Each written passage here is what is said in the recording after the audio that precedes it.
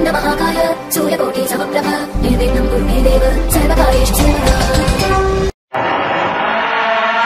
रात होती है तो हम एक दिया जला लेते हैं और उसी रोशनी में खुद को महफूज समझते हैं, मगर उस रोशनी के परे जो अंधेरा है वो अपने अंदर बहुत सारी कहानियां समेटे हुए है और इन्हीं कहानियों को आपको लेकर आता है रात के अंधेरे में।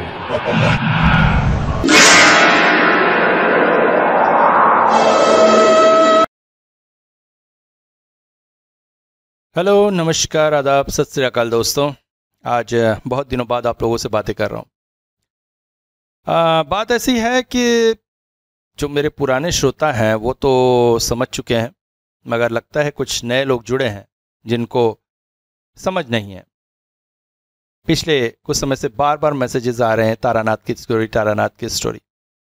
ठीक है, अच्छी बात है, आप लोग तारानाथ को पसंद करते हैं, तारानाथ के लिए मेरी निकाली आवाज़ को पसंद करते हैं, मगर घर में तो आप लोग रोज़ एक ही खाना नहीं खाते हैं, वहाँ तो आपको वेरिएशन चाहिए। तो फिर स्टोरी में आपको बार बार वही क्यों सुनना है?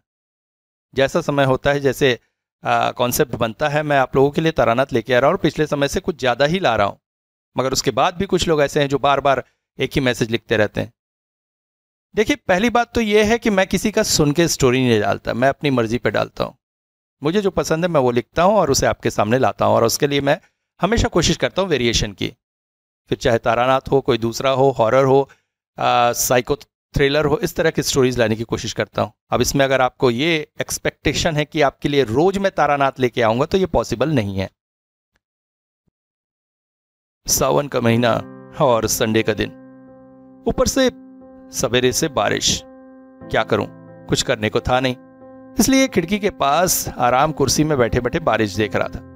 बारिश देखने का भी एक अलग ही मजा है, मगर दोपहर होते होते उसे देखते हुए भी मैं बोर हो गया। सोचा अब रुकना सही नहीं, बस छाता लेकर निकल पड़ा गंतव्य को। गंतव्य और कहां, तारानाथ का घर।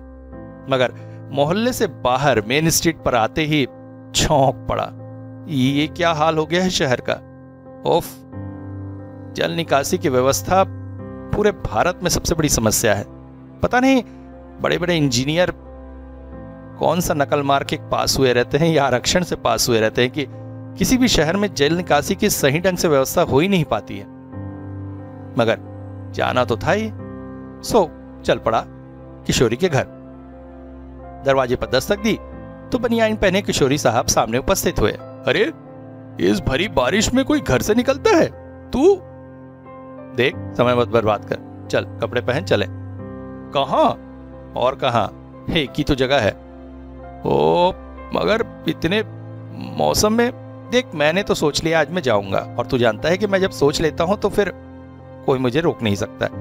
तुझे जाना है तो चल, नहीं तो मैं निकलता हूं। अरे रुक रुक, मैं कमीज पहन लूं। बैठ, तो बैठने अटने में समय नहीं लगाना है, चल जल्दी चले।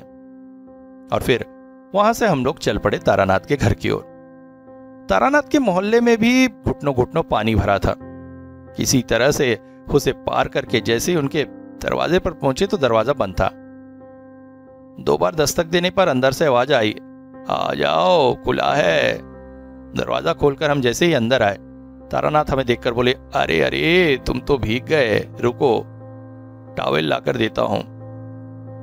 साथ में हम पकौड़े लेकर आए थे, उसे चारी को पकड़ा दिया। कुछ ही देर में चारी वापस चाय के साथ सामने प्रकट हुई। हम बोले, अरे तुझे क्या पता था हम लोग आने वाले हैं? हाँ काका बाबू, आज ना सवेरे से पिताजी बोल रहे थे, देख चारी, दोपहर के किसी काम में मत लग जाना, चाय बना के रखना, आज तेरे काका बाबू लोग आने वाले हैं। मगर हम लोग आएंगे ये तो आपको हमने कहा नहीं था, फिर आपको कैसे पता चला? किशोरी आश्चर्यचकित होते हुए बोला, तुम लोग इतने दिनों से मेरे पास आ रहे हो, तुम लोगों को क्या मुझ पर थोड़ा भी विश्वास नहीं हुआ? अरे, मेरे पास ऐसी क्षमताएं हैं जिनसे मैं बहुत कुछ उपयोग कर लेता हूं। देखो, जीवन में मैंने बहुत कुछ देखा, बहुत कुछ सीखा और बहुत अच्छे अच्छे गुरुओं का सानिध्य मिला। शमशान में मातू पगली के पास, मधुर सुंदरी के पास से बहुत सी शक्तियां मैंने अर्जित की। उसके अलावा भी बहुत से गुरु किए। होना तो ये चाहिए था कि मैं उच्च मार्गी तांत्रिक बनूं, परंतु सबने मुझसे यही कहा कि मुझे संसार में लौटना है। और देख लो कर्मों का फल, आज मैं एक निम्न मार्गी तांत्रिक बनकर लोगों की कुंडली, हस्तरेखा वगैरह देखकर धनार्जन कर रहा हूं, जबकि मेरी किस्मत की रेखा तो यही कहती है कि मुझे बहुत बड़ा सिद्ध तांत्रिक होना था। मगर इसका मतलब ये नहीं है कि मेरे पास क्षमताएं नहीं है। इतने दिनों से तुम लोग मेरे पास आ रहे हो, इतनी सारी कहानियां मैंने तुम्हें सुनाई, मगर आश्चर्य की बात है तुम सिर्फ उसे कहानी ही समझते हो। कभी मेरे जीवन की सत्य घटना के रूप में तुमने उसे लिया ही नहीं। माहौल को बिगड़ता देखकर मैंने परिस्थिति संभाली। अरे अरे क्या कह रहे हैं, हम तो आप पर पूरा विश्वास करते हैं, इसीलिए तो खींचे चले आते हैं। अच्छा, आज क्या हमें ऐसे ही लौटा देंगे? ये देखो, फिर तुमने वैसी बात की। इतने दिनों से आ रहे हो, कभी ऐसा हुआ है कि यहां आए हो और बिना कुछ सुने गए हो? कभी ऐसा किया है मैंने? नहीं, ऐसा तो नहीं किया है। तो फिर आज ऐसी बात क्यों सोच रहे हो? आज मैं तुम्हें काल भैरव के विषय में बताता हूं, एक अपनी ही तरह के दिव्य पुरुष। वैसे इस घटना की शुरुआत होती है आज से करीब 31 साल पहले। उस समय मेरे शरीर में बड़ा बल था। अभी के शरीर को देखकर तुम लोग धोखा खा सकते हो, मगर तब की बात अलग थी। मैं पैदल ही सुदूर ग्राम घूमता रहता था। ऐसे ही घूमते घूमते एक बिहार के गांव में पहुंचा, मगर गांव की परिस्थितियां देखकर थोड़ा सा अलग लगा। दूसरे गांव की तरह यहाँ छोटी छोटी झोपड़ी वगैरह नहीं थी, अपितु ऊंचे दुमंजिला मकान थे, जिससे समझ में आ रहा था गांव प्रतिष्ठित लोगों का निवास स्थान है। पर मुझे जिस कारण से उस गांव ने खींचा वो था गांव के ऊपर फैली एक काली परछाई।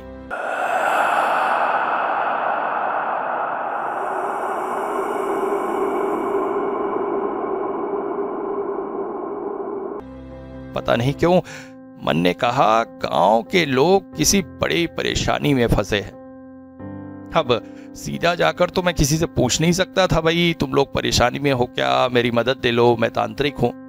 इसलिए गांव में कहीं ठौर ठिकाना बनाना जरूरी था।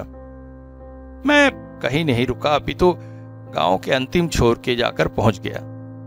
वहां पर एक बड़ा सा वट का पेड़ था, बहुत सारे पत्तियां, बड़ी बड़ी जटाएं जमीन को छूती हुई और आसमानी धूप से बिल्कुल हलक सा वातावरण छायादार बना रहा था। मगर वहां पर पहुंचकर मैंने देखा आगे खुला मैदान था, मतलब यह गांव की अंतिम सीमा थी। वहां पर पेड़ के नीचे एक काला पत्थर रखा था जिस पर सिंदूर वगैरह चढ़ा था।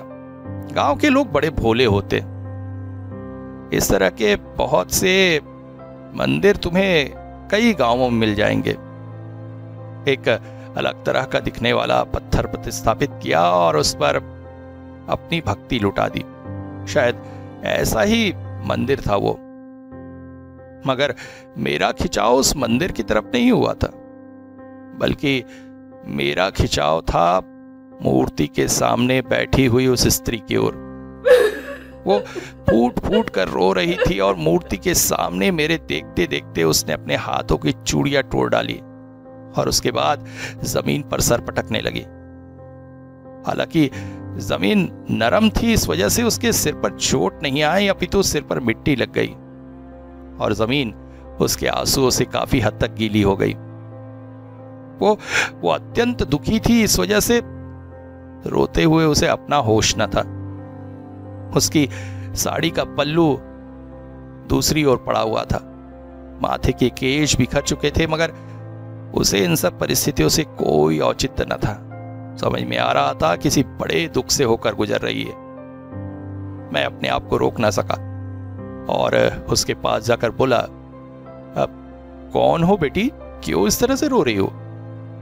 पहली बार में उसने शायद मेरा कहा नहीं सुना, मगर जब दूसरी बार शब्द दोहराए तब उसने अपना रोना थोड़ा सा रोककर मेरी ओर देखा और बोली, आप कौन है? मुझसे क्यों पूछ रहे हैं? देखो बेटी, मैं छोटा मोटा तांत्रिक हूं और तंत्र विद्या में पारंगत होकर लोगों की मदद करता हूं। तारानाथ नाम है मेरा।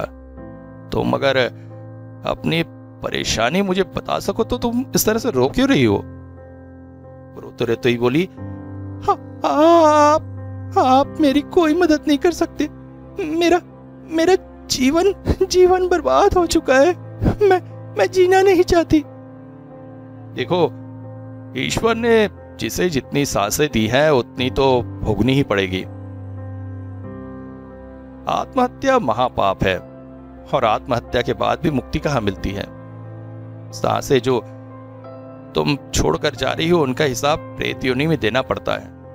इसलिए रोने के बजाय मुझे बताओ, अगर मैं तुम्हारी कुछ मदद कर सकूं। इसके बाद उसने जो बताया उसे सुनकर तो सच में मेरा हृदय भी द्रवित हो उठा। उसने बताया उसका नाम तनुजा है, वो उसी गांव में रहती है। बचपन में ही माता पिता का देहांत हो गया। मामा मामी के पास ही पली बड़ी है। मामा मामी अत्यंत सहृदय है। उनकी कोई अपनी संतान न हुई, इसलिए उसे अपनी संतान की तरह पाला। मगर 3 साल हुए उसकी मामी का भी देहांत हो गया और गांव के कुछ दुष्ट लोगों ने बात फैला दी कि वो अपया है। पहले तो अपने माता पिता को खा गई और फिर अपनी मामी को। मामी की मृत्यु भी अल्पायु में ही हुई थी, इसलिए लोगों ने इस बात को सच्ची माना और उसे अपया मानने लगे। धीरे धीरे वो बड़ी हो रही थी। मामा को अब उसके विवाह की चिंता थी, मगर गांव में जिस तरह की बातें फैल गई थी, ऐसे में उसका विवाह होना तो असंभव ही था। पर भाग्य ने करवट ली और ईश्वर ने उसकी तरफ देखा। गांव के मुखिया, जो काफी धनी व्यक्ति थे, उनके छोटे बेटे ने उससे विवाह करने की इच्छा जताई। वो शहर में पढ़ता था, गांव के लोगों के विचारों से बिल्कुल उलट और अपने घर वालों की भी कम ही मानता था। उसने एक बार उसे देखा था और बस घर वालों के विरोध के बाद भी वो विवाह को तैयार था। अंततः घर वालों को भी उनकी बात माननी ही पड़ी। विवाह 2 दिन बाद ही होना था, मगर बीती रात उसकी हत्या हो गई। किस्मत का कहर जैसे उस बच्ची पर टूट पड़ा था, इसीलिए वो फूट फूट कर रो रही थी। क्योंकि जीवन में इतने दुख सहने के बाद जब सुखों का सवेरा आने वाला था, तो कुछ पल पहले ही आकाश काला हो गया। मुझे यहां पर समझ में आ रहा था कि गांव में कुछ ठीक नहीं है। इसलिए मैंने उससे कहा, देखो बेटी, तुम पर जो कष्ट आया है उसे मैं दूर तो नहीं कर सकता, अभी तो सांत्वना दे सकता हूं। और मैं ये भी जानता हूं कि सांत्वना देना भी तुम्हारे लिए व्यर्थ ही होगा, मगर मुझे ऐसा लगता है तुम्हारे गांव के ऊपर बहुत बड़ी मुसीबत है। अब मुझे अगर तुम अपने घर ले जा सको तो बहुत अच्छी बात होगी। मेरी बात को समझकर उसने रोना धोना बंद किया और मुझे अपने घर की ओर ले जाने लगी। उसने बताया कि उसके मामा गांव के मंदिर के सबसे बड़े पुरोहित हैं। गांव में 3 मंदिर हैं, एक काल भैरव का मंदिर, एक मां काली का मंदिर और एक राधा माधव का मंदिर। इन सभी मंदिरों की सेवा का दायित्व पंडितों के एक समूह पर है, जिसके मुखिया उसके मामा हैं। यहाँ का सारा खर्चा गांव के मुखिया ही उठाते हैं। एक तरह से जमींदार न होकर भी वो जमींदार की तरह ही हैं। उनके घर पहुंचकर मैंने देखा घर बाकी घरों के अपेक्षा छोटा ही था। मुझे कुर्सी पर बैठाकर वो बोली, आप बैठिए, मैं आपके खाने का इंतजाम करती हूँ। मैंने कहा, अरे नहीं, क्या करती हो, ऐसे ऐसे बुरे समय में मैं तुम पर भोजन बनाने का बोझ डालूंगा? नहीं नहीं, एक काम करो, मुझे एक गिलास पानी पिला दो। हाँ, गृहस्थ के घर आया हूँ, कुछ मुंह में नहीं दूंगा तो तुम लोग का अकल्याण होगा, इसलिए पानी ही पिला दो। लड़की अत्यंत गुणवती थी। मुझे पानी का गिलास देने के बाद एक पंखा लेकर मुझे हवा करने लगी। पता चला गृह कार्य में बेचारी कितनी दक्ष हो गई, परंतु किस्मत की मार देखो। तभी एक वृद्ध व्यक्ति रक्त वस्त्र पहने, हाथों में पूजा की थाली लिए घर में प्रविष्ट हुए। मुझे देखकर आश्चर्यचकित हो गए। मैंने कहा, प्रणाम महाराज, मैं तारानाथ, छोटा मोटा तांत्रिक हूं। मुझे ऐसा लगता है आपके गांव पर कोई मुसीबत आने वाली है, इसीलिए आपके घर आया था। सुनकर वो आश्चर्यचकित हो गए। तुरंत ही मेरे पास आकर बैठ गए। मैंने उनसे पूछा, आपके पैरों में कोई तकलीफ तो नहीं? वो चौंक पड़े। देखिए, मंदिर की सीढ़ियां ऊंची है और आपकी उम्र हो रही है, ऐसे में सीढ़ी चढ़ते उतरते चोट लगने की संभावना हो सकती है। वो तो जैसे मेरे पैरों में ही गिर पड़े। अरे अरे, क्या करते हैं आप, उम्र में मुझसे बड़े हैं। महाराज, आप सही आए। मुझे लगता है ईश्वर ने ही आपको यहां भेजा है। अभी पिछले दिनों ही मंदिर की सीढ़ी उतरते मेरे पैरों में चोट लग गई थी, मगर आप तो मुझसे कभी मिले नहीं थे, आपने कैसे जाना? देखिए, इन सब विषयों पर बात करने से अच्छा है आप मुझे वो समस्या बताइए जो आपके गांव में है। मेरे इस प्रश्न पर वो और आश्चर्यचकित हो गए। फिर तनुजा की तरफ देखकर अंदर जाने का इशारा किया और फिर धीरे धीरे मुझसे बात करने लगे। वो बोले, महाराज, हमारे गांव पर बहुत बड़ी मुसीबत है। यहाँ पर जैसे अब मृत्यु की छाप लग गई है, एक के बाद एक मौतें होती जा रही हैं। ऊपर से मंदिर पर भी। देखिए, खुलकर बताइए बात क्या है, तभी मैं ठीक से समझ पाऊंगा। असली में ये घटना पिछले हफ्ते की है। मंदिर का एक चौकीदार था। ऐसे उससे पहले मैं आपको मंदिर के विषय में बता दूं। हमारे गांव का यह मंदिर अपने आप में विशिष्ट है, क्योंकि भारत के बहुत कम ऐसी जगह है जहां पर काल भैरव का मंदिर हो। मंदिर में वैसे मां काली की मंदिर और राधा माधव का मंदिर भी है, मगर विशिष्ट रूप से काल भैरव की यहां पूजा होती है। और काल भैरव की मूर्ति भी कोई साधारण नहीं, अपितु शुद्ध सोने की बनी 3 फुट की मूर्ति है। 4 हाथ, एक हाथ में गदा, एक हाथ में त्रिशूल, एक हाथ में नरमुंड और एक हाथ वरदान देते हुए। मूर्ति को देखते ही मन के सारे विचार जैसे शांत हो जाते हैं, अगाध शांति आ जाती है मन में। सालों से मूर्ति मंदिर में है, मगर आज के समय के इंसानों पर तो विश्वास नहीं किया जा सकता है ना। इसीलिए मंदिर में एक बलिष्ठ शरीर के चौकीदार को रखा गया था। नाम भी भीम था। मगर एक रात अचानक उसकी लाश मंदिर से कुछ दूरी पर मिली। सभी आश्चर्यचकित थे। भीम को कौन मार सकता है? परिस्थितियों को देखते हुए मुखिया जी और चिंतित हो उठे। फिर 2 व्यक्तियों को चौकीदारी में लगाया गया, मगर अगली रात उनकी भी लाश मिली। और 2 व्यक्तियों को लगाया गया, फिर उनकी भी लाश मिली। अगली रात फिर कुछ नहीं हुआ, मगर फिर जो हुआ वो उसकी आज तो मेरे घर तक भी पहुंच गई है। जमींदार का छोटा बेटा दीपेन शहर से लौट रहा था। काफी रात हो चुकी थी। आप तो जानते हैं, गांव में ऐसे ही लोग जल्दी सो जाते हैं। रात में अचानक किसी के चिल्लाने की आवाज आई मंदिर की तरफ से। आ! हम सभी जागे और मंदिर की तरफ भागे। मेरे साथ तनुजा भी थी। वहां पहुंचकर वहां के हालात देखकर वो खुद को रोके न रह सकी। गांव पर आई मुसीबत से लड़ने की हम सोच रहे थे, यहां तो उसका भाग्य ही चला गया। इसके बाद वो मुझे मंदिर लेकर चले। महाराज, आप मेरे साथ मंदिर चलिए, आपको वहीं कुछ समझ में आएगा। मंदिर भव्य था। प्रवेश द्वार का तोरण अत्यंत सुंदर। प्रवेश के बाद जो पहला मंदिर था वही काल भैरव का मंदिर था। द्वार खोलकर वो मुझे अंदर ले गए। अंदर मट्टी का चबूतरा खाली था, मूर्ति नहीं थी।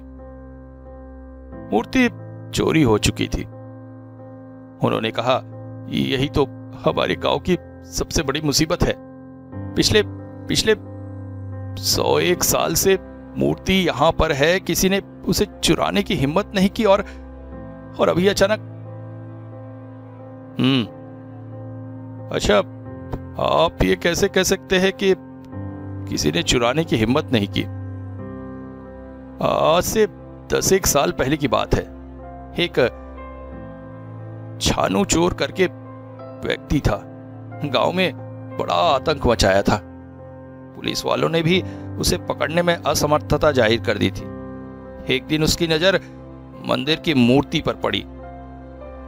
एक रात चोरी करने वो यहां घुसा भी, मगर अगली सुबह उसकी बेहोश शरीर मंदिर के बाहर मिला था। और फिर तो उसकी जो हालत थी, आधा पागल सा हो गया था। उसके बाद फिर किसी ने मंदिर से मूर्ति चुराने की हिम्मत नहीं की और अभी अचानक। बाकी मंदिर घूमकर हम काल भैरव के मंदिर के प्रांगण में आकर बैठ गए थे। मैंने पंडित से पूछा, अच्छा एक बात बताइए, आप कह रहे हैं अपमृत्यु है, अजीब मौत है, ऐसा भी तो हो सकता है मूर्ति चुराने के प्रयास कर रहे कुछ लोगों ने उन लोगों को मार दिया हो? अब हो सकता था महाराज, मगर जितनी भी मौतें हुई हैं उनके शरीर में कहीं से भी घाव के निशान नहीं है। ऐसा लगता है जैसे एक पल में उनके प्राण शरीर छोड़ दिए हैं। मुझे तो लगता है काल भैरव हमसे अप्रसन्न है, वही हमारे साथ सब कुछ कर रहे हैं। अचानक किशोरी का एक प्रश्न प्रकट हुआ। अच्छा, इतने देर से आप काल भैरव कर रहे हैं, मगर हम लोग तो इस विषय में कुछ भी नहीं जानते। कौन है ये काल भैरव, और उनके मंदिर भी तो बहुत कम है। किशोरी बाबू ने इस बार प्रश्न तो अच्छा किया है। कहानी में जाने से पहले तुम लोगों को इस विषय में बताना जरूरी है। अच्छा तो सुनो। भैरव शब्द की उत्पत्ति वस्तुतः संस्कृत से हुई है, जहां हिंदी अर्थ होता है भयंकर। भगवान शिव के उग्र रूप से ही भैरव की उत्पत्ति होती है, ऐसा शिव पुराण में लिखा है। काल भैरव को पापियों को सजा देने और अत्यंत उग्र रूप भयानक दर्शन बताया गया है पुराणों, साथ ही प्राचीन शिल्पकला में भी। उनके एक हाथ में शूल, एक हाथ में दंड, एक हाथ में नरमुंड और एक हाथ आशीर्वाद स्वरूप है। उनका वाहन काला कुत्ता है। इन्हें विशेषतः अघोरियों और तांत्रिकों का देवता करके ही माना जाता है। पुराणों में कहा गया है कि सृष्टि के प्रारंभ में भगवान ब्रह्मा के 5 सिर थे। दूसरी तरफ भगवान शिव को भी 5 मस्तक का अधिकारी माना जाता है। समस्या शुरू होती है तब जब भगवान ब्रह्मा को अपने ऊपर अत्यधिक घमंड हो जाता है और वो अपने आप को शिव से ऊंचा कहने लगते हैं। इससे क्रोधित होकर भगवान शिव ने उनका 5वां मस्तक काट डाला था। प्रजापति के 4 मस्तक 4 वेदों के प्रारूप है और वेद ज्ञान का भंडार। 5वां मस्तक काम का स्वरूप था। जब काम का दमन होता है तभी ज्ञान का उदय होता है। इस वजह से पांचवें मस्तक के कटते ही ब्रह्मा के ज्ञान का उदय हुआ और उन्हें अपनी भूल का एहसास हुआ और उन्होंने क्षमा मांगी। परंतु ब्रह्म हत्या का पाप लग गया था भगवान शिव को। इसलिए ब्रह्मा के उस कटे हुए सर को हाथ में लेकर लंबे समय तक उन्हें भिक्षुक का जीवन जीना पड़ा था। और शिव जी का ये भिक्षुक रूप ही है भैरव। तुम में से किसी ने ब्रह्म पुराण पढ़ा है क्या? इसमें काल भैरव और ब्रह्मा जी को लेकर एक दूसरी ही कहानी है, जिसमें ऐसा बताया गया है कि भगवान विष्णु की नाभि से ब्रह्मा जी का जन्म हुआ और उनके दोनों भौं के मध्य से शिव जी की उत्पत्ति हुई। इनकी उत्पत्ति के पश्चात भगवान विष्णु ने अहंकार को बनाया और उसके फलस्वरूप ब्रह्मा और शिव दोनों ही अहंकारग्रस्त हो गए और वो दोनों अपने आप को एक दूसरे से बड़ा सिद्ध करने में लग गए। और इसी के चलते दोनों के मध्य भयंकर वाक युद्ध शुरू हुआ और इस वाक युद्ध में शिव को पराजित होना पड़ा, जिसकी वजह से उन्होंने काल भैरव रूप लिया और अपने नाखून से ब्रह्मा के पांचवें सिर का छेदन कर दिया। और इसके दर्द से ग्रसित होकर ब्रह्मा जी अत्यंत क्रोधित हो उठे और इस क्रोध में उन्होंने सूर्य के समान तेजोमान श्वेत स्वरूप एक व्यक्ति की रचना। ये तेजोमय पुरुष अपने 4 हस्त स्वरूप में थे और उन 4 हाथों में तीर, धनुष, तलवार और ढाल धारण किए हुए थे। और इस दिव्य पुरुष ने शिव को अत्यंत निंदित किया और अपनी नजरों से दूर चले जाने के लिए कहा। दूसरी तरफ ब्रह्मा के सिर का छेदन करने की वजह से शिव पर ब्रह्म हत्या का पाप लगा और इसके साथ साथ क्रुद्ध ब्रह्मा जी ने उन्हें श्राप दिया कि उनका ये 5वां कटा हुआ सर हमेशा शिव के हाथ से चिपका रहेगा। शिव इससे अत्यंत दुखी हुए और भिक्षुक का जीवन जीने लगे।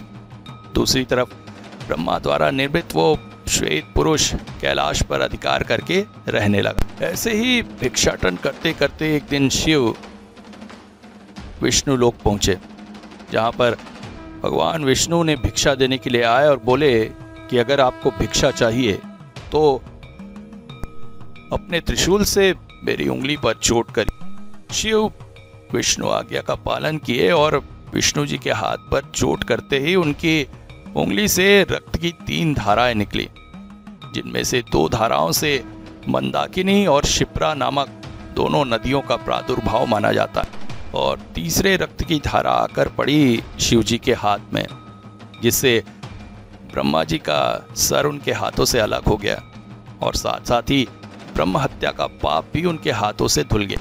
और इसके बाद उस धारा से अग्नि के समान तेजोमय श्याम वर्ण एक चतुर्भुजी पुरुष का जन्म हुआ। वो अपने चारों हाथों में तीर, धनुष, तलवार और शक्ति अस्त्र धारण किए हुए थे। वो भगवान विष्णु को प्रणाम करके बोले, आज्ञा दे प्रभु। भगवान विष्णु ने उन्हें आज्ञा दिया कि कैलाश पर निवास कर रहे उस ब्रह्मा निर्मित पुरुष की हत्या करें। वो उसकी हत्या करने को कैलाश पहुंच गया। दोनों के बीच भयंकर युद्ध हुआ और इस युद्ध में एक दूसरे के हाथ से दोनों मृत्यु को प्राप्त हुए। इसके बाद ब्रह्मा और शिव दोनों को ही अपनी गलती का एहसास हुआ और उन दोनों ने ही एक दूसरे से माफी मांगी। इसीलिए काल भैरव की मूर्ति में जो नरमुंड रहता है, वास्तव में वो ब्रह्मा जी का वो 5वां सर ही है। यहाँ पर यह भी माना जाता है कि कहीं भी अगर भैरव मंदिर हो तो भैरव उस पीठ की रक्षा करते हैं। हिंदू पुराण, बौद्ध, वज्रयान और जैन धर्म, ये तीनों ही मानते हैं कि धरती पर जो भी खास स्थान, मंदिर इत्यादि हैं, उनकी रक्षा की जिम्मेदारी भैरव के कंधों पर ही। भैरवों की संख्या 64 मानी गई है और इन 64 भैरवों को 8 अलग अलग श्रेणियों में बांटा गया है। प्रत्येक श्रेणी के एक प्रधान भैरव भी होते हैं और इन 8 प्रधान भैरवों को मिलाकर अष्टांग भैरव कहा जाता है। ये 8 लोग महाविश्व की 8 दिशाओं के अधिपति माने जाते हैं और ये 8 महास्वर्ण काल भैरव के अंतर्गत अपना कार्यभार संभालते हैं। शिव मंदिर में काल भैरव की एक विशेष भूमिका रहती है। उनको उस मंदिर की चाबी का रक्षक माना जाता है। इसके साथ साथ 64 भैरवों के 64 भैरवियाँ भी होती हैं और तंत्र जगत में ये भी माना जाता है कि काल भैरव वराह रूपी षट्रिपुओं को वश में रखते हैं। वज्रयान के तंत्र ग्रंथों में विशिष्ट रूप से भैरवों की स्थिति मिल जाएगी तुम्हें। विशेषकर डामर शाखा का जो तंत्र है वो पूरी तरह से भैरव द्वारा ही नियंत्रित। पूर्ण डामर तंत्र में तो स्पष्ट रूप से कहा गया है कि कलयुग में समस्त देवी देवताओं की शक्तियां जो है क्षीण पड़ जाएंगी और प्रधान देव के रूप में स्थापित होंगे भैरव। साथ ही जैन धर्म में भी भैरव के बारे में कहा गया है, मगर उनकी महिमा थोड़ी गुप्त रखी गई। वैसे जनसमूह को कहानी के रूप में बताने के बाद भी 64 भैरव और उनके 64 योगिनियां तंत्र जगत की विभिन्न शक्तियों का आधार है। भैरव सुदूर और सुप्त होते हैं मगर योगिनियां जागृत होती हैं। इसीलिए तंत्र जगत में भैरवी की पूजा करके उसे तुष्ट करके भैरव का आशीर्वाद प्राप्त करने की कोशिश की जाती है। नेपाल में हिंदू और बौद्ध तंत्र जगत के एक मिश्रण हुआ है और यहाँ के भैरव मूर्तियों में उन मिश्रणों को स्पष्ट रूप से देखा जा सकता है। काल भैरव के बारे में इतने सारी जानकारी समाप्त होने पर मैंने तारानाथ से कहा, अच्छा बहुत हुआ, अब जरा असली घटना पर आइए। हाँ, बस उसी की तरफ ही तो आ रहा था। अभी मैं पंडित जी के साथ मंदिर प्रांगण में बैठा हुआ था कि अचानक एक व्यक्ति आया और बोला, आपको मुखिया जी ने बुलाया है, जल्दी। वो थोड़ा आश्चर्यचकित हो गए। इस समय मुखिया जी ने क्यों बुलाया है? मेरे साथ वो मुखिया के घर की तरफ चल पड़े। मुखिया के दीवान खाने में बहुत सारे लोग उपस्थित थे। उन्हें देखते ही मुखिया बोले, आइए आइए पंडित जी, क्षमा कीजिएगा इस समय आपको कष्ट दिया, मगर बात ही कुछ ऐसी थी। देखिए, जनादेश मैं आपको सुना रहा हूं। गांव के सभी गणमान्य लोगों का मानना है कि मंदिर की सेवा शुश्रूषा करने में अब आप उतने समर्थ नहीं हैं, आपकी आयु हो चुकी है। ऊपर से आप ही के कार्यकाल में मंदिर में वो हुआ जो आज तक नहीं हुआ था। काल भैरव हम सबको छोड़कर चले गए, इसलिए हम लोग सोच रहे थे कि आपको मंदिर के कार्य से सेवा निवृत्त कर दिया जाए। मुखिया की बात सुनकर पंडित के चेहरे का रंग जैसे उड़ गया था, मगर परिस्थितियों को देखते हुए मैंने उनसे कहा, देखिए, मैं कुछ कहना चाहता हूं। हमारे शरीर का अगर कोई अंग कमजोर हो जाए, बीमार हो जाए, तो हम उसे काटकर फेंक नहीं देते हैं, अपितु उसके सुधार की कोशिश करते हैं। और पंडित जी के साथ जो कुछ हुआ वो तो भाग्य का कहा ही जा सकता है। तो ऐसे में आप लोगों को चोरी करने वाले को खोजना चाहिए न कि पंडित जी को सजा देनी चाहिए। सुनकर वो सभी थोड़े आश्चर्यचकित हुए और मेरी उपस्थिति का भान तब उनका हुआ। मुखिया जी बोले, आप कौन हैं? आपको तो मैंने पहचाना नहीं, पहले इस गांव में देखा भी नहीं। देखिए, मैं तारानाथ तांत्रिक हूं। बहुत बड़ा नहीं मगर छोटा मोटा तांत्रिक हूं, और आपकी गांव की जो समस्या है इसका निवारण मैं कर सकता हूं और इसीलिए मैं आया हूं। उससे पहले मुखिया जी मुझे एक बात बताइए, आपने सुना ही होगा, पाप को भी नहीं छोड़ता है, और आपके परिवार के साथ मेरी इस बात को सुनकर मुखिया जैसे आसमान से गिरे और तुरंत ही मुझे कहा, अरे बस बस बस बस, आप तो कोई पहुंचे हुए महात्मा लगते हैं। इसके बाद दीवान खाने से बाकी सभी लोगों को वापस भेज दिया गया। केवल पंडित और मैं थे। मुखिया जी हाथ जोड़कर खड़े हो गए। महाराज, आपने ये सब कैसे जान लिया? आप कोई सिद्ध पुरुष है। असल में हमारे परिवार में ऐसा ही हुआ था। मेरे परदादा के समय की बात है। मेरे परदादा 2 भाई थे। मेरे परदादा सुलक्षण सिंह और उनके भाई विलक्षण सिंह। विलक्षण सिंह काफी सीधे स्वभाव के व्यक्ति थे, जबकि मेरे दादा अत्यंत कुटिल। इसलिए उन्होंने कुछ ऐसा किया कि विलक्षण सिंह के हाथों से जमींदारी छीनकर पूरी तरह से उनके हाथों में आ गई। विलक्षण सिंह सरल स्वभाव का व्यक्ति थे। उन्होंने भाई से प्रतिवाद करने की बजाय घर छोड़ देने में ही भलाई समझी। उसके बाद वो कहाँ गए? अब उनके बारे में हमारे परिवार ने विशेष खोज खबर नहीं रखी।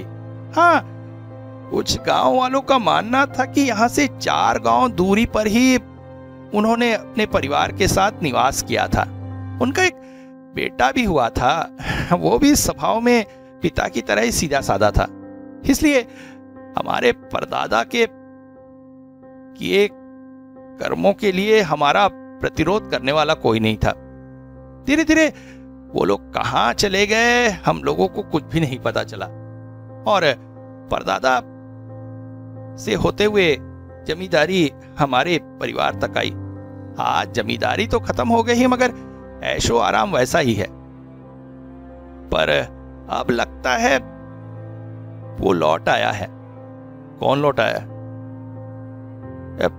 कौन है ये तो मुझे ठीक से नहीं पता, पर मुझे लगता है मेरे परदादा के भाई का कोई वंशज है और वो अपना हिस्सा चाहता है। अच्छा, आपको इस विषय में कैसे पता चला? देखिए, मुझे स्पष्ट तो कुछ पता नहीं है, मगर ये मेरा अनुमान ही है। वो लौट आया है और अब हमारे परिवार से बदला लेना चाहता है और मेरी इतनी बड़ी क्षति कर दी है। जमींदार का गला भरा आया था। पुत्र मृत्यु का शोक अभी तक उन्होंने अपने दिल में छुपा कर रखा हुआ था, जो मेरे सामने आकर प्रकट हुआ। मैंने उनसे कहा, अब देखिए, रोइए मत, मैं इसके लिए कुछ प्रयास करता हूं। आज रात में पंडित जी के घर पर ही रुकूंगा। वहां मैं मधुर सुंदरी देवी से उस व्यक्ति के बारे में जानने की कोशिश करूंगा और ये भी कोशिश करूंगा कि आपके पुत्र की मृत्यु कैसे हुई जान सकूं। फिर उस रात मैं पंडित जी के घर पर ही रह गया। तनुजा सच में अत्यंत दक्ष कन्या थी। रात्रि में भोजन का बहुत ही अच्छा इंतजाम किया था। मन ही मन उसे आशीर्वाद दिया, काश इसका जीवन संवर जाए। किसी अच्छे घर में चली जाती तो उस घर को स्वर्ग बना देती, मगर बेचारी। रात को मैंने एक एकांत कमरा ले लिया और वहां पर मधुर सुंदरी देवी का आवाहन करने लगा। देवी प्रकट हुई और बोली, तारा, क्यों बुलाया मुझे? मैंने सारी परिस्थिति उनके सामने रख दी। उन्होंने कहा, ठीक है, मैं तुझे दिव्य चक्षु प्रदान कर रही हूं, खुद ही देख ले क्या हुआ है। अचानक ही मेरे सामने कुछ दृश्य उभरने लगे। मैंने देखा, मैं काल भैरव मंदिर को देख रहा हूं। मंदिर के सामने से एक व्यक्ति गुजर रहा है। तभी उसके कानों में कुछ ठोकने की आवाज पड़ती है। वो सतर्क हो जाता है। पहले उसके मन में आता है कि दौड़कर घर जाए और वहां से अपने लठैतों को लेकर आए, मगर तब तक हो सकता है वो व्यक्ति भाग जाए। इसलिए वो खुद ही परिस्थितियों का सामना करने का फैसला करता है और मंदिर के अंदर प्रविष्ट होता है। काल भैरव मंदिर के पास आते ही उसे सामने का दृश्य स्पष्ट हो जाता है। एक व्यक्ति काल भैरव की मूर्ति के चबूतरे को तोड़ने की कोशिश कर रहा है। वो चीख पड़ता है, खबरदार दुष्ट, अपना पाप कर्म बंद कर वरना यही तुझे खत्म कर दूंगा। अचानक ही चबूतरा तोड़ रहा व्यक्ति उसकी तरफ मुड़ता है। उसे देखकर तो मैं भी कांप उठा था। अत्यंत भयंकर विकराल दर्शी, बड़ी बड़ी दाढ़ी, जूट जटाएं, लाल वस्त्र, जैसे कोई तांत्रिक हो। वो भी चीख पड़ता है, हे, चला जा यहां से, तेरे बाकी चौकीदार मुझे रोकने की कोशिश करते हुए मारे गए, तू भी मारा जाएगा। आज मैं नहीं रुकने वाला, आज मैं अपना काम करके रहूंगा। अचानक ही वो व्यक्ति पास ही पड़े डंडे को उठाकर उस पर प्रहार करने की कोशिश करता है और वो तांत्रिक से दिखने वाला व्यक्ति कुछ मंत्र पढ़ता है। आश्चर्यजनक रूप से वो युवक अपनी जगह पर पत्थर की तरह जम जाता है। वो व्यक्ति हंस पड़ता है, बाबा कालीनाथ से तू टकराएगा? मैं हूं कालीनाथ, तांत्रिक कालीनाथ। तेरे परदादा ने मेरे परदादा के साथ बुरा किया, मगर परदादा और दादा सीधे साधे आदमी थे, उन्होंने प्रतिकार नहीं किया, मगर मैं करूंगा। अपना हक लेकर रहूंगा और उसके तरफ मेरा पहला कदम है इस काल भैरव मूर्ति की चोरी। इसके जाते ही तुम्हारे गांव से काल भैरव की कृपा हट जाएगी। फिर गांव को तबाह करने में मुझे कोई नहीं रोक सकेगा। कहते हुए वो व्यक्ति मूर्ति को पूरी तरह से चबूतरे से अलग कर अपनी गोद में उठा लिया। फिर उसने मंत्र पढ़ा। नवयुवक पहले जैसा हो गया। वो बोला, देखा मेरी ताकत, अब चुपचाप चला जा। मगर नवयुवक जाने वाला नहीं था। व्यक्ति मूर्ति लेकर मंदिर से बाहर जा रहा था कि अचानक नवयुवक दौड़ता हुआ उसके सामने आकर खड़ा हो गया। मेरी लाश पर से ही तू यह मूर्ति ले जा सकता है, रुक जा दुष्ट। ओ, तो मूर्ति ले जाने के लिए मुझे तेरी लाश गिरानी होगी। अगली बार मंत्र पढ़ते ही युवक एक चीख के साथ जमीन पर गिर पड़ा था और वो व्यक्ति मूर्ति लेकर गायब हो गया। इसके साथ ही एक अशुभ लक्षण मुझे दिखाई दे गया। अगली सुबह तड़के ही मैं पंडित जी को लेकर मुखिया के घर जाने वाला था, मगर इसका मुझे मौका नहीं मिला। बल्कि सुबह सुबह पंडित जी आकर मेरा द्वार खटखटाने लगे। द्वार खोलने पर वो बोले, महाराज जल्दी चलिए, हमें अभी मुखिया के घर जाना होगा। उनके बड़े बेटे की भी मृत्यु हो गई है। मैं सुनकर आश्चर्यचकित हो उठा। हम दोनों दौड़ते भागते मुखिया के घर पहुंचे। घर के प्रांगण में रोना पीटना चल रहा था। मुखिया एक तरफ पत्थर से बैठे थे। हम जैसे ही उसके पास गए, वो बोले, वो आया था। वो मैंने उसे आधा हिस्सा देने की बात कही, मगर वो पूरा जमींदारी मांग रहा था। पूरा गांव उसके अधिकार में चाह रहा था। मैंने वो भी स्वीकार कर लिया। पर तभी मेरा बड़ा बेटा वहां आ गया, चीख पड़ा, अपने गांव वालों को हम अपने बच्चे की तरह मानते हैं, उन्हें तो जैसे दुष्ट के हाथों में सौंप दे, कभी नहीं हो सकता। मेरा बड़ा बेटा कुछ करता इससे पहले ही उसने मंत्र पढ़ा और कटे हुए पेड़ की तरह मेरा बेटा जमीन पर गिर पड़ा। उसके बाद से नहीं उठा है। पिता फूट फूट कर रो रहे थे, मगर परिस्थितियां अभी हमें इस बात की इजाजत नहीं देती थी कि हम ये सब करें।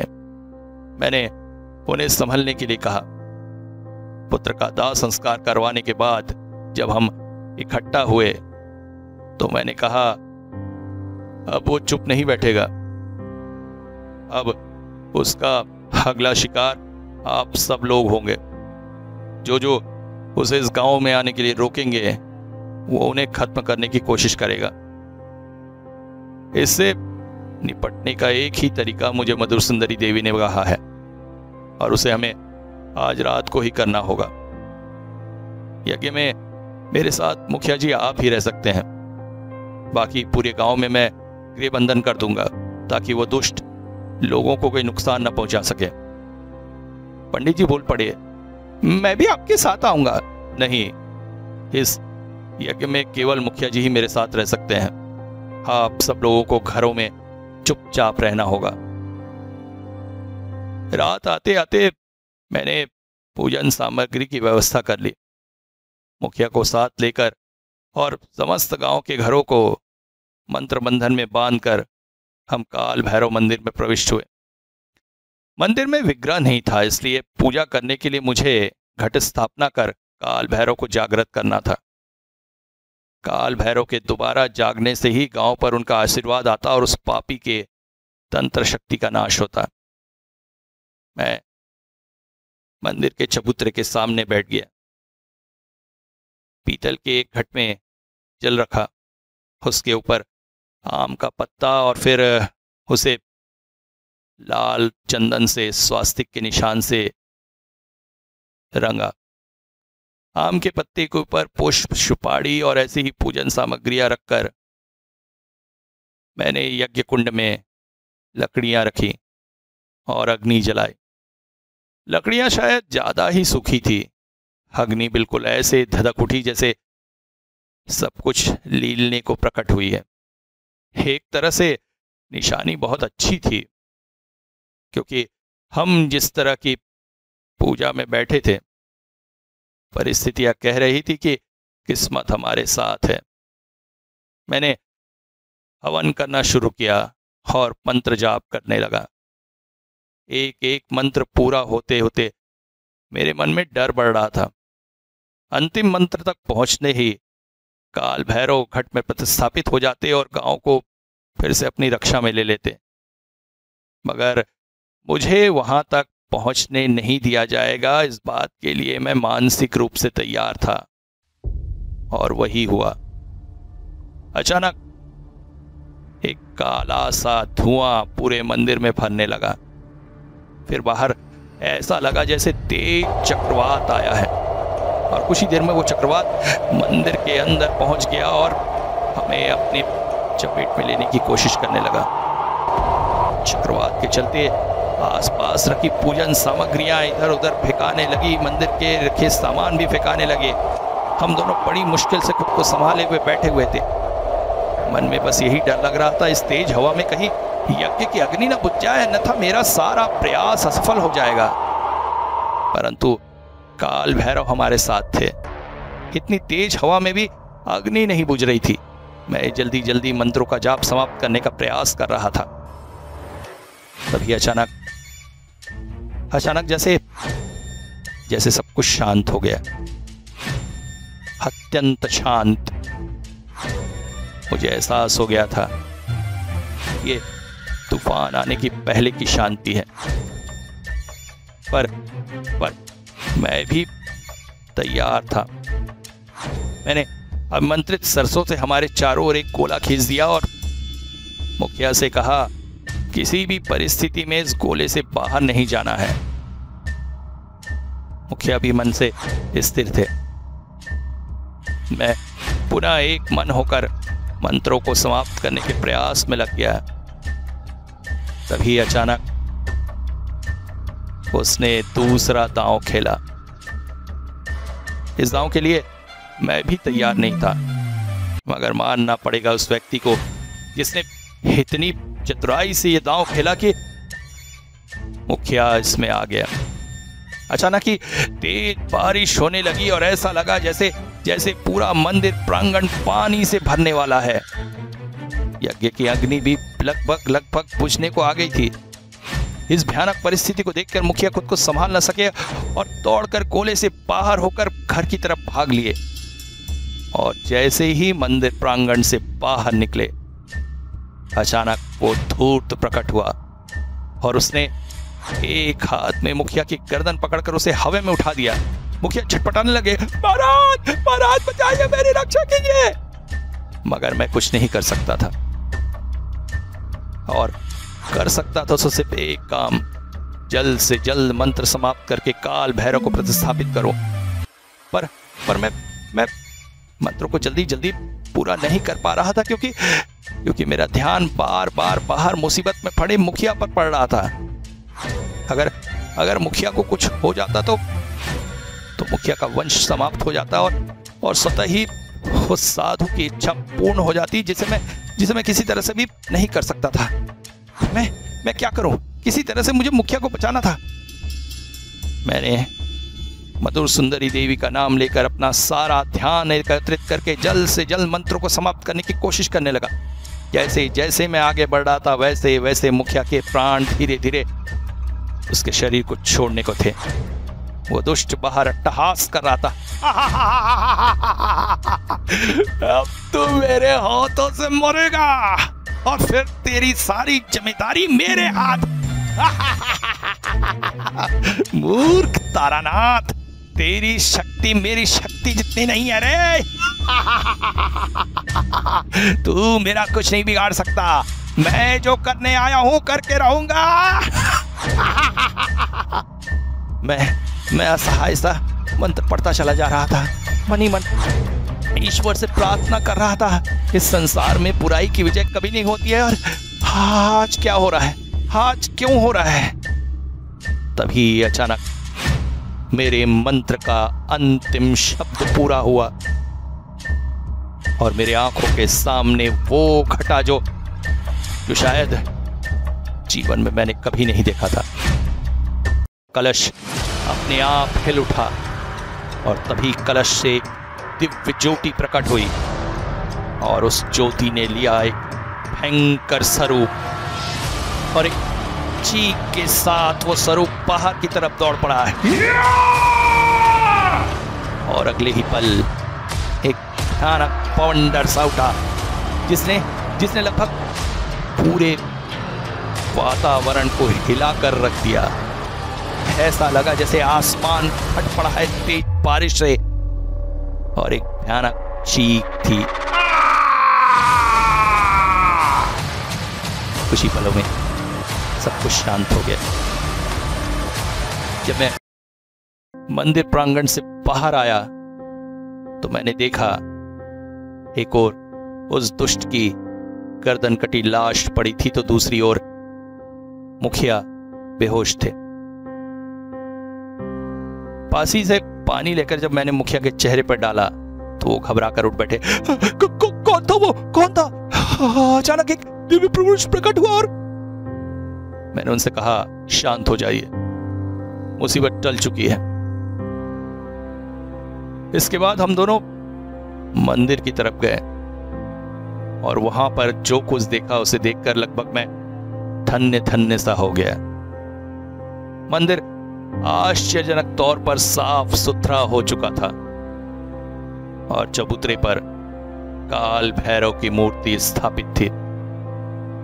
मुखिया उसे देखकर आश्चर्यचकित हो गए और बोले, ये हमारी काल भैरव की मूर्ति नहीं है।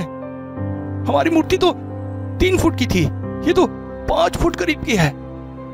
आश्चर्यजनक तौर पर 5 फुट की एक खाली सोने की मूर्ति हमारे सामने प्रतिस्थापित थी।